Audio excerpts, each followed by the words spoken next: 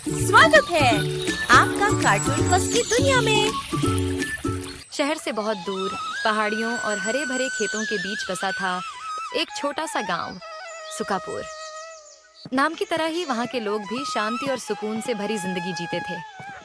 उसी गांव के किनारे एक पुराना कच्चा मकान था, जहां अकेले रहते थे बूढ़े काका।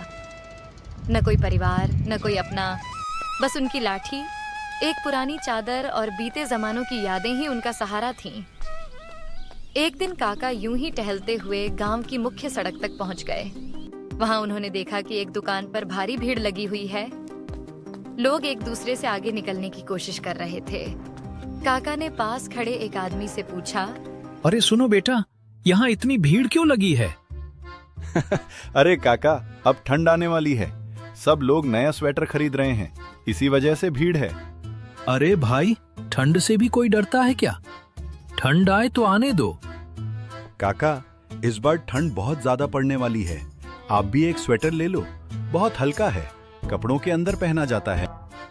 मुझे किसी स्वेटर की जरूरत नहीं है, मैं तो बचपन से बिना डर के ठंड झेलता आया हूँ। इतना कहकर वे घर की ओर लौट चले। घर के बाहर पहुंचते ही उनका पड़ोसी रमेश मिला। वह बोला, काका, आपने नया वाला स्वेटर लिया क्या? कौन सा स्वेटर? अरे वही जो गांव में बिक रहा है। इतना पतला है कि पहनने पे पता भी नहीं चलता और ठंड लगती भी नहीं। तू जवान होकर भी ठंड से डरता है?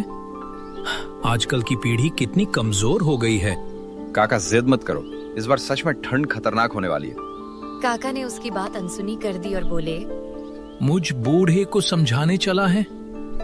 जा, मुझे किसी स्वेटर की जरूरत नहीं। इतना कहकर काका अंदर चले गए। लेकिन काका को क्या पता था कि यह ठंड साधारण नहीं थी। ये ठंड लोगों की जान तक ले लेने वाली थी। आने वाली रातें पूरे गांव की किस्मत बदलने वाली थीं। कुछ दिन बीत गए। ठंड धीरे धीरे बढ़ने लगी थी। गांव के चौकीदार ने रात को बाहर घूमने पर सख्त मनाही लगा दी थी। हालत इतनी खराब थी कि स्वेटर पहने हुए लोग भी कांप रहे थे। हवा में एक अजीब सी सिहरन घुल चुकी थी। उस रात रमेश अपनी पत्नी ममता से बात कर रहा था। अरे ममता, तुम्हें पता है हमारे पड़ोस के काका बिना स्वेटर के भी आराम से रहते हैं। उन्हें तो जैसे ठंड लगती ही नहीं। कुछ भी बोलते रहते हो जी, ऐसी ठंड में कोई बिना स्वेटर के रहे असंभव। अकड़ जाएंगे ठंड से। तुम्हें यकीन नहीं होता? चल अभी उनके घर चलते हैं। दोनों तुरंत काका के घर पहुंच गए। काका ने दरवाजा खोला और चौंक कर बोले, अरे रमेश, सब ठीक तो है? इतनी रात को कैसे आ गए? काका सब ठीक है, बस ममता को यकीन नहीं हो रहा था कि आप इतनी ठंड में बिना स्वेटर रह लेते। अरे बेटी, हमारे जमाने में हम लोग बहुत मेहनत करते थे। खाने में भी शुद्ध और ताकतवर चीजें मिलती थीं। यही वजह है कि मेरा शरीर मजबूत है। ठंड चाहे कितनी भी हो, मुझ पर असर नहीं होता। काका, हमें भी कुछ ऐसा बताइए ना, जिससे हम भी आपकी तरह मजबूत बन जाए। अब के खाने में वो बात कहाँ रही बेटी? आजकल खाने में वो पुरानी ताकत, वो पोषण कुछ नहीं बचा। इसी बीच रमेश का भाई सुरेश हड़बड़ाते हुए अंदर आया। रमेश, ममता, जल्दी घर चलो, थोड़ी देर बाद इस साल की सबसे बड़ी ठंड की लाट आने वाली है, बहुत खतरनाक वाली। यह सुनकर तीनों के चेहरे उतर गए। सब अपने अपने घर की ओर भागे। अरे साल की लाट! आजकल के लोग जरा सी ठंड से घबरा जाते हैं। वे बेफिक्र होकर सो गए। अगली सुबह जब काका चौराहे पहुंचे तो वहां मुखिया और गांव के कई लोग इकट्ठा थे। माहौल बहुत भारी था। मुखिया ने दुखी स्वर में कहा, कल रात की ठंड की लाट में हमारे गांव के 20 बूढ़े और बच्चे मर गए। अब सबको बहुत सतर्क रहना होगा। काका का दिल धक से रह गया। वे तुरंत गांव के डॉक्टर के पास पहुंचे। डॉक्टर, क्या सच में ठंड से कोई मर सकता है? डॉक्टर ने गंभीर स्वर में कहा, हाँ काका, अगर शरीर का तापमान हद से नीचे गिर जाए तो मौत हो सकती है। लेकिन डॉक्टर, मैं कभी स्वेटर नहीं पहनता, फिर भी मुझे ठंड नहीं लगती। ऐसा क्यों? कह नहीं सकते काका। हो सकता है आपकी शारीरिक बनावट अलग हो, या आपके खाने में कुछ ऐसा हो जो शरीर को अंदर से गर्म रखता हो। काका घर आने लगे। काका पूरे रास्ते सोचते रहे। मेरे खाने में ऐसा क्या है? अचानक उनके दिमाग में ख्याल आया, मैं तो रोज देसी मुर्गी का चिकन खाता हूँ। क्या उसी से मुझे ठंड नहीं लगती? क्या वही मुझे अंदर से गर्म रखता है? काका ने ठान लिया। कल मैं चिकन नहीं खाऊंगा। देखता हूँ क्या सच में मुझे ठंड लगती है या नहीं। और यह फैसला आगे चलकर गांव के लोगों की जिंदगी बदलने वाला था। अगले दिन काका ने अपना निश्चय निभाया।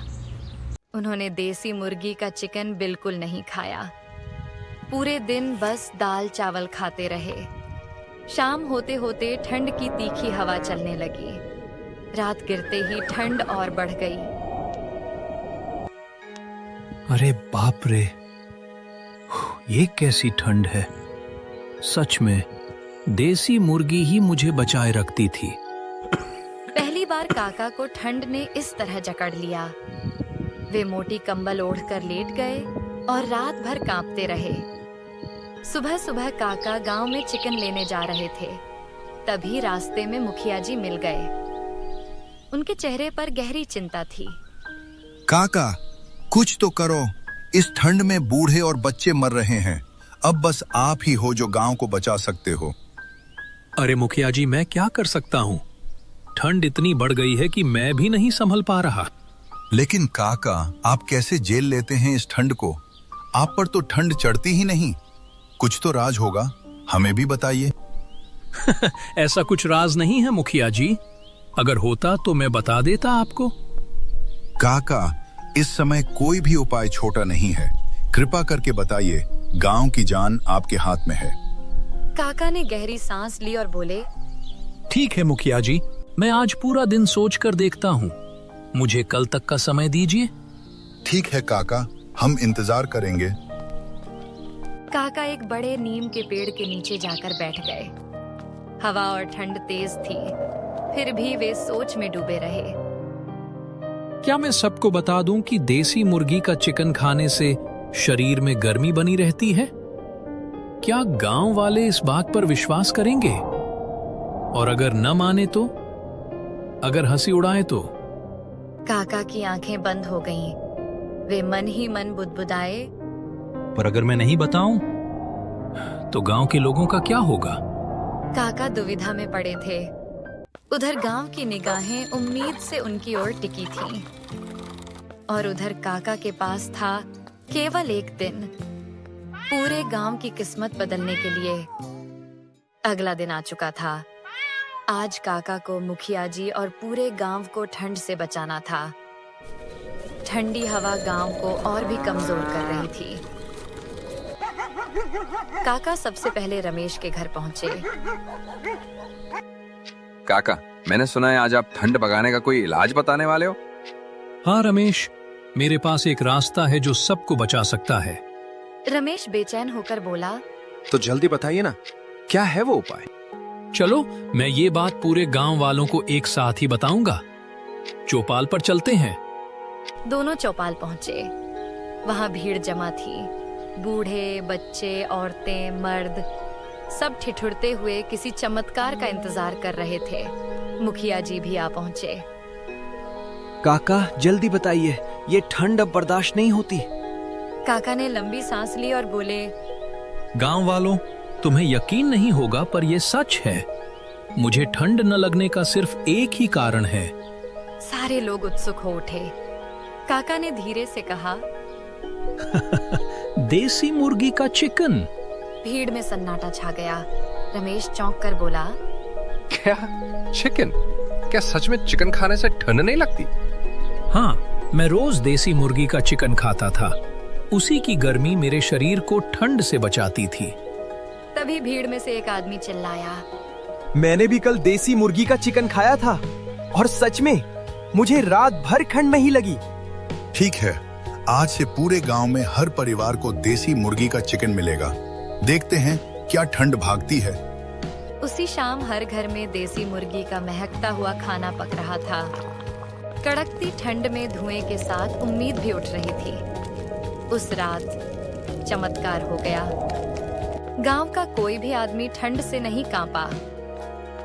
सभी को पहली बार राहत मिली। अगली सुबह लोग काका के घर के आगे इकट्ठा हो गए। काका, आपने हमारी जान बचा ली। आपका उपाय जादू की तरह काम कर गया। अरे भाई, देसी चीजों की ताकत कभी कम मत समझना। गांव में खुशी लौट आई। काका के एक सुझाव ने पूरे गांव की जिंदगी बचा ली और कहानी यही समाप्त होती है। ये कहानी बस मनोरंजन के लिए बनाई गई है। असल जिंदगी में चिकन खाने से ठंड नहीं भाग जाती। मिलते हैं अगले कहानी में, तब तक के लिए अलविदा।